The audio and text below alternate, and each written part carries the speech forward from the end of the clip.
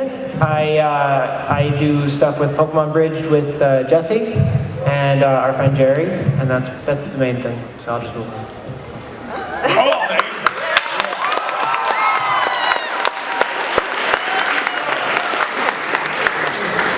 Oh, okay. Brief? Okay. Hi, I'm Megami33. I am the creator of Sailor Moon Abridged with my gang, along with part of Team 4-Star playing Bulma Chaozu, and I also play Integra for Hellsing Abridged.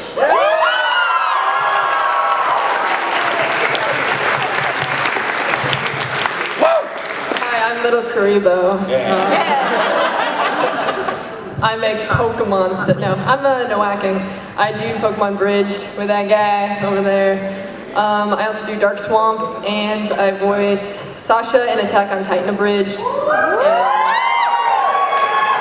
and Saris in Hellsing Abridged.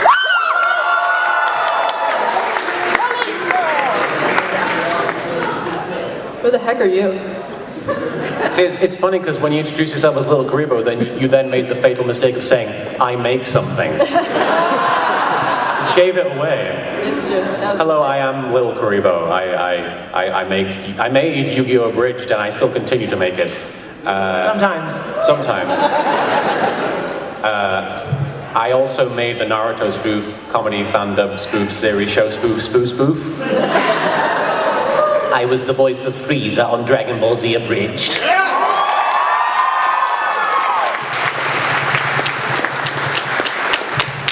There's like, I don't know if it's intentional, but there's like one guy like drumming on the seat or something like that. It sounds really cool. What is this? Oh, sweet. So, I guess I should announce this right now to the audience that we have right now. They've given us the okay to do a second Q&A screening in panel 7 from 8:30 to 9:20, I think this says. So if anybody just can't get enough of us for some reason, feel free to line up for that one as well. Like I said, we're going to make you line up a lot this weekend. But yeah, we were doing that mostly because we know that this room isn't as big as our usual ones, and thank you so much to the staff and to you guys for being as patient as you are and for being here to support us. It really does mean a lot to us. Also, I voice Thomas in Attack on Titan Abridged. Who is looking on the bright side?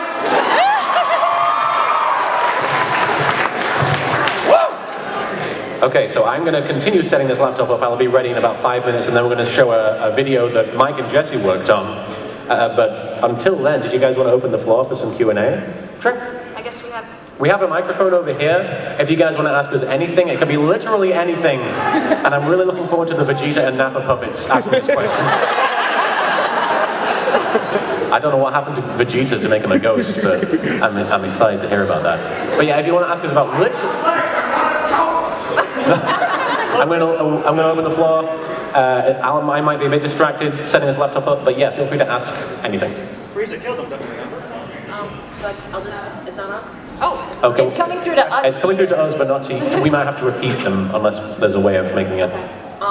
So my question is for those of you guys who do writing for your series, how do you go about plotting an episode? Like, what's the progression? Do you plan jokes ahead of time for like season 5 or whatever, or do you just one episode at a time? I just smash my head against the keyboard, and whatever happens, happens. No. Could everyone hear the question, or should we repeat it? What's up? You guys can hear the question? In the back, too? Cool. Okay, good. Alright. For Pokemon Bridged, it's a team effort, so there's 3 of us. So for planning stuff out, sometimes someone will be like, I have an idea for something like a billion seasons from now. We'll be like, great, and we'll write it down.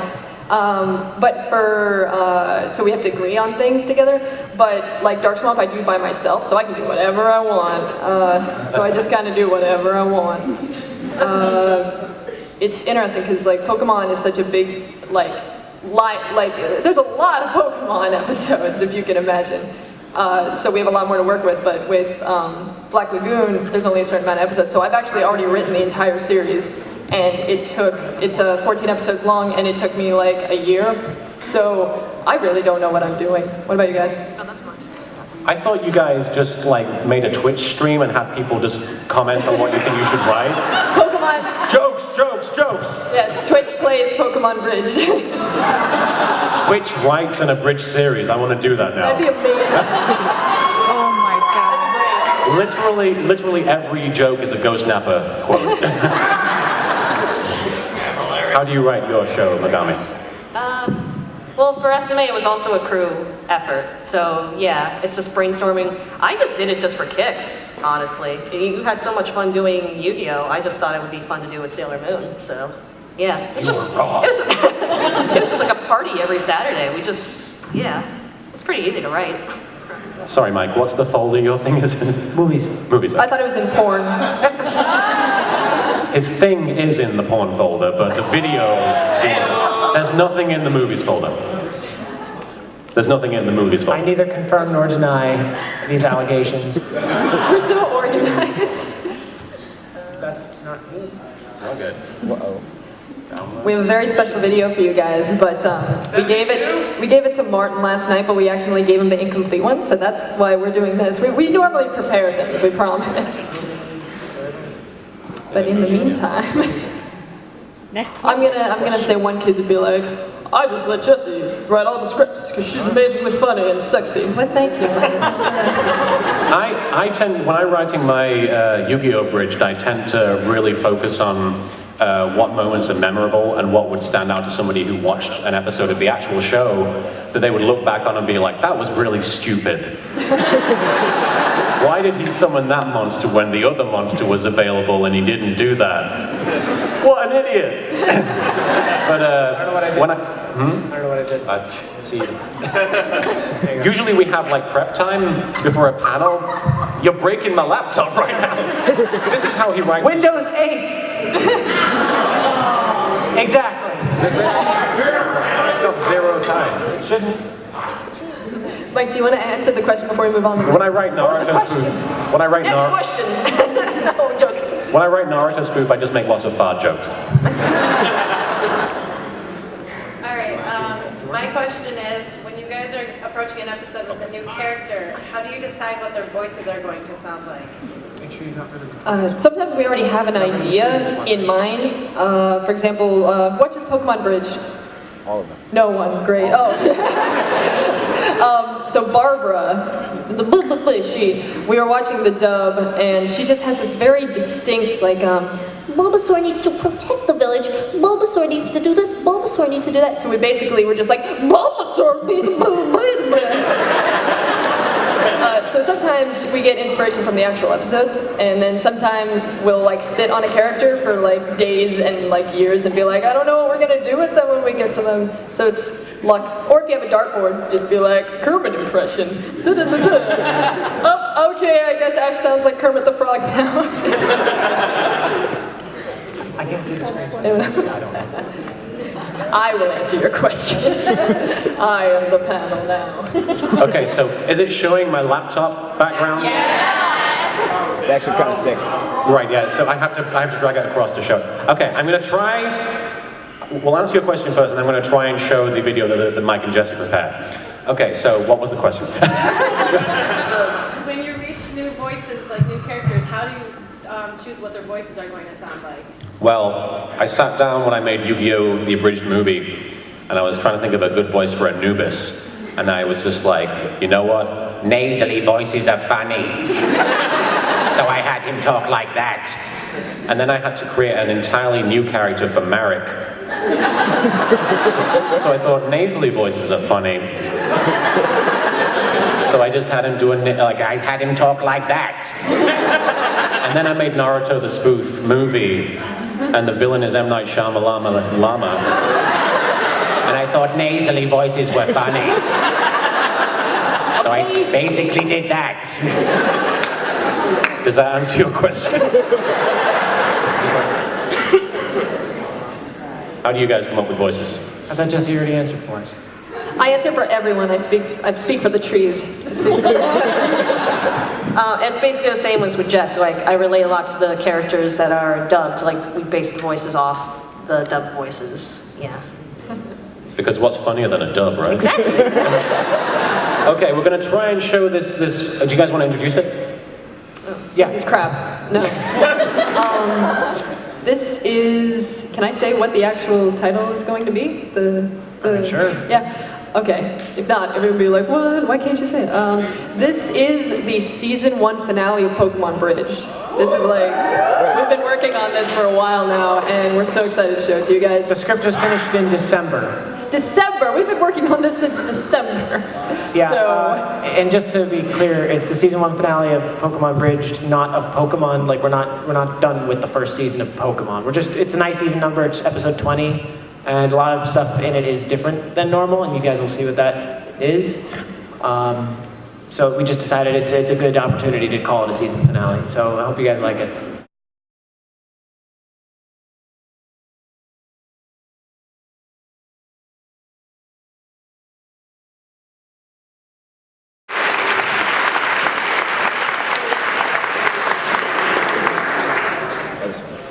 so that was the thing. I didn't Did you guys like that? Like, honestly? Thank you. We worked super hard to get it done for Otakon, so. I didn't see any of it. Sorry. Oh, also, special thanks to Takahata 101. He reprised his role as Flint in there, and Chrome Gloss did some awesome music. He did the instrumental for The Time Has Come, and who else? Stefan Krosek, he does Bridge on Titan. He helped us with the art stuff in the beginning. So, okay, good. Really good job on that. Thank you. Thank you. I just wanted to get into the deep philosophical stuff. Okay, lay it on us. Best thing that you have gained out of this, that you have learned, that you have somehow grown from this. What is the biggest thing that you guys have gotten out of this? I know less now. Yeah, same. No, honestly, like, I never would have met any of these guys without Abridged series, you know. Hi. Hi, have we met? No, we haven't. Well, hello. Hello. I'm Lena Couture. Yeah, so like, it's really changed my life for the better, honestly, because like, I wanted to go into voice acting, but I didn't have anything to write, so I wrote my own Abridged series, and that's how I met everyone, and like, it's really helped me. When I was little, I wanted to write, but I didn't have, like, there's a million writers out there, so I was like, you know, I'll go into marketing, whatever. But writing a Abridged series, like, really helped me as a writer and as a creative and like everything. So now I'm pursuing a writing career now. So honestly, my entire life has like changed because of the Abridged series, so, yeah.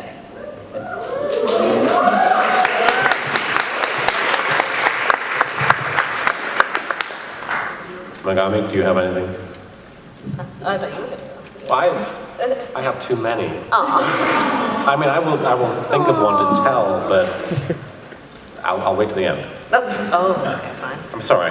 No, I mean, I never thought such a silly little thing could just. Little? Well, again, like we were just doing this for fun, and then we just not only just changed people's lives, just like, well, I mean, in a way that like I would get messages just saying like, you know, I've been depressed for a while, and just watching your show just helped me get through the day, and just something just silly that I made with friends. Just, I didn't think it would change somebody's mind like that. And I deal with so many friends that get through depression, and just a little laughter goes a long way. And besides the obvious skills that I got out of it, editing, writing, wanting to learn how to voice act and everything, the most I got out of this was just meeting a lot of friends. As cheesy as that sounds.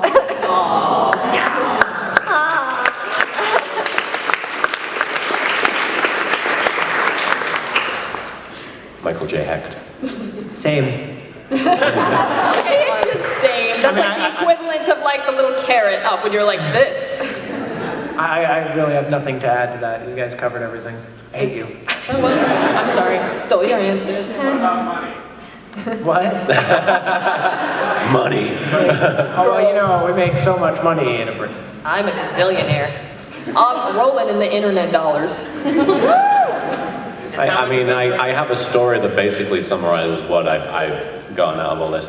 I mean, I should probably mention that I met my wife doing this, so that's one thing that I came. Thank you, Marianne. I also met your wife doing this. Me too. All of us met your wife through doing this.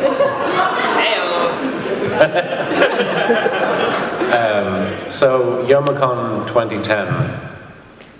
No, 2009. 2009 was I messed up, jeez. Yeah. We all, yeah. Yeah, that was the first time Team 4 Star. That was the first time you and I met. Yep.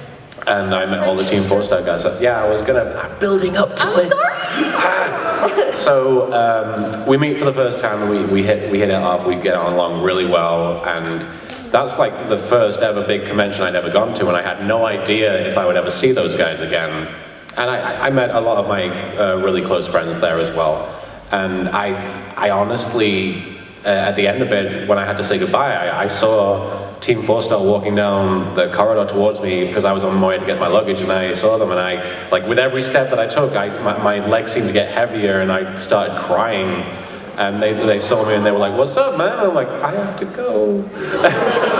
And they were like, "Oh, we'll walk with you to the cab and everything." And I was like, "Oh, thank you." And then, you know, every step of the process became harder and harder, and I would just keep crying more and more. And we got to my hotel room, and somebody had the bright idea to do a friendship symbol from Yu-Gi-Oh! In the hotel room. And we still have the photo of all of our hands in the middle with the smiley face written on with permanent marker. And I walk downstairs and I get in the cab, and I hugged everybody goodbye, and I was a mess when I was saying my goodbyes, and I got in the cab, and I still have this memory to this day in my mind, as clear as I can see it, as clear as I see you guys right now. I looked out the window, and all of Team 4-star, everybody stood on the sidewalk, had their hands up like this, with the friendship symbol on, and every so often when I see them, they'll just do that to remind me of that moment. And conventions, life is as good as the people you spend it with. And I've been very blessed to have a very awesome life because of this abridging thing, so thank you for that.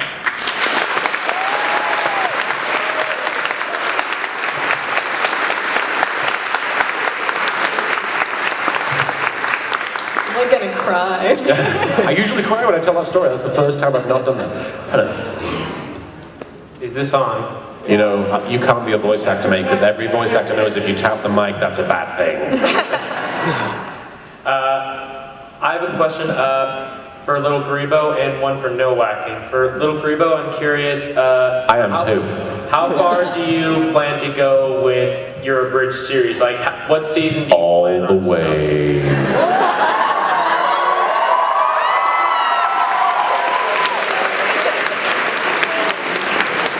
And for Nowacking, I was wondering, is Vinyl Scratcher OC, or do you have another one? What? Vinyl Scratch is not my OC. It's funny, people will be like, send me messages like, "How did you create Vinyl Scratch?" I'm just like, I didn't create her. I have an OC. Her name is Encore. She's the purple Pegasus. Look it up. For real? Yes. Oh, sweet. Yeah. We actually have a more limited time than I thought, so I'd like to show Megami your videos, if that's okay right now. Would you want to introduce them? Which one do you want to show first? Let's do, I'm doing a new channel with my friend Eileen Monty, who is also kind of known in the Brony community as Jessie Wong. She's my auntie. Yeah. Sorry, Vegeta, you'll get your turn. Vegeta is vibrating with like excitedness right now for the video. You can wait, you filthy monkey.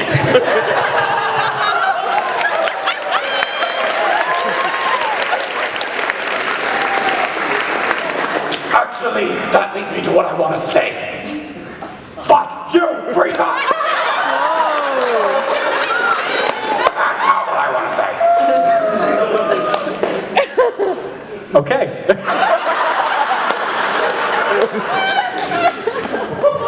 Megami, your video?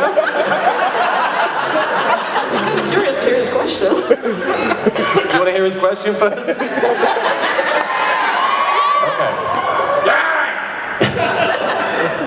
Okay, I wanted to ask this since last year.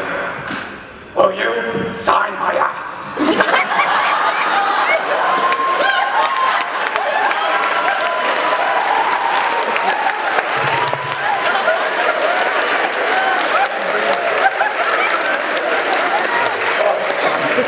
I can honestly say I've never been mooned by a puppet on a pen.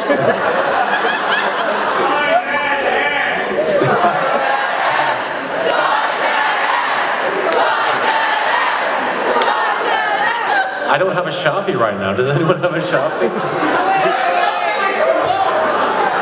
Is it? Do you want us all to sign it? Why not? Okay. If you want to bring it up here, we'd be happy to sign the rectum of your puppet. Can I sign my husband's ass, Vegeta? This is a thing of beauty right here. It's green. Shine ass. Baby got back.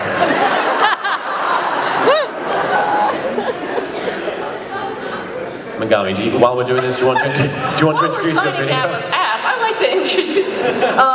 So me and my friend are working on a new parody called Mew Mew Lampoon. While I sign the ass, I'll explain this.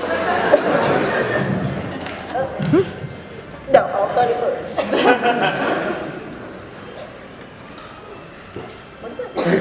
It's beautiful. So yes, it's Mew Mew Lampoon, which is a parody of Tokyo Mew Mew.